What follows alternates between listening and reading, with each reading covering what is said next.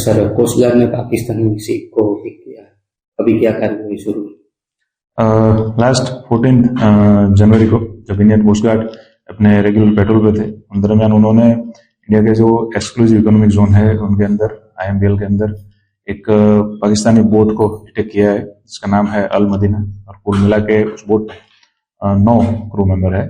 आज पोरबंदर पुलिस को उस बोट की जो प्रोसेस है, लीगल प्रोसेस, उस हिसाब से सौंपा गया है। और इस समग्र घटना के अनुसंधान में मेघबंदर मरीन पुलिस स्टेशन में MZI एक्ट और इमिग्रेशन फॉरेनर एक्ट के तहत FIR लॉन्च की गई है और आगे की पुलिस इन्वेस्टिगेशन शुरू है।